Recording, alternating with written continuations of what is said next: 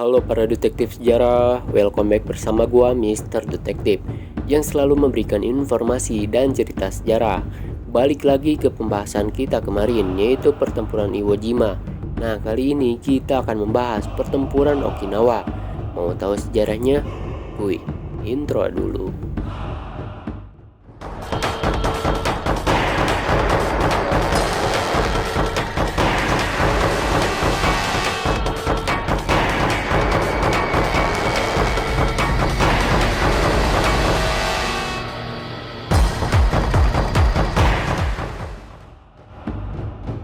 73 tahun yang lalu, Amerika dan Jepang berperang di Pulau Okinawa dari tanggal 1 April hingga 22 Juni 1945 dan meninggalkan luka yang mendalam bagi rakyat Jepang, khususnya warga Okinawa. Lebih dari 200.000 orang meninggal dalam pertarungan ini dan menjadikan pertempuran Okinawa sebagai pertempuran paling berdarah di tanah Jepang. Pertempuran Okinawa adalah pertempuran besar terakhir pada Perang Dunia II dan salah satu yang paling berdarah. Pada tanggal 1 April 1945, armada kelima Angkatan Laut dan lebih dari 1.800 Angkatan Darat Amerika Serikat dan pasukan Korps Marinir Amerika Serikat datang di Pulau Pasifik Okinawa untuk serangan terakhir terhadap Jepang.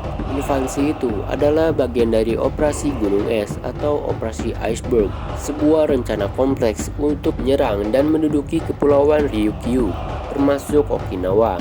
Pasukan darat Jepang mengerahkan 67.000 tentara reguler dan sekitar 9.000 tentara Angkatan Laut Kekaisaran Jepang (IJN) di pangkalan Angkatan Laut Oroku, serta didukung oleh 39.000 orang Okinawa lokal yang direkrut ikut berperang dalam pertempuran ini.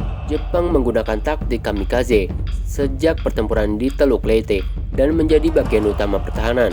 Saat Amerika mendarat pada 1 April dan 25 Mei, 7 serangan kamikaze besar dicoba dan melibatkan lebih dari 1.500 pesawat. Para pelaut Amerika berusaha mati-matian untuk menembaki jatuh mereka, tetapi banyak dari mereka yang gagal dan mengakibatkan 36 kapal tenggelam, 368 kapal rusak, 4.900 orang terbunuh atau tenggelam, 4.800 orang terluka, dan 763 pesawat hilang.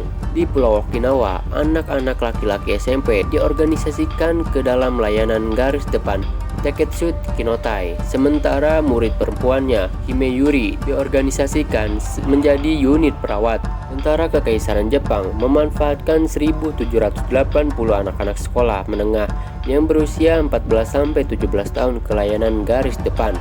Mereka diberi nama Teketsu Kinotai atau Iron and Blood Imperial Corps. Pihak militer memberitakan sekolah-sekolah untuk memaksa hampir semua siswanya menjadi sukarelawan sebagai tentara. Terkadang mereka memasukkan dokumennya yang diperlukan. Sekitar setengah dari Teketsu Kinotai terbunuh, termasuk dalam serangan bom bunuh diri terhadap tank dan dalam operasi gerilya. Sebagian besar tentara Jepang dan warga Okinawa percaya bahwa Amerika tidak mengambil tahanan dan mereka akan dibunuh di tempat jika tertangkap. Akibat banyak korban Jepang yang mengambil nyawa mereka sendiri atau bunuh diri. Sekitar 7.000 serdadu Jepang menyerah, tetapi banyak yang memilih mati dengan cara bunuh diri. Beberapa dari mereka melompat dari bukit yang tinggi, dan ada juga yang meledakkan diri dengan granat. Ketika dihadapkan dengan kenyataan bahwa melanjutkan pertempuran adalah hal yang sia-sia, Jenderal Ushijima dan kepala stafnya, Jenderal Cho, melakukan ritual bunuh diri pada 22 Juni dan secara otomatis dianggap sebagai akhir dari pertempuran Okinawa.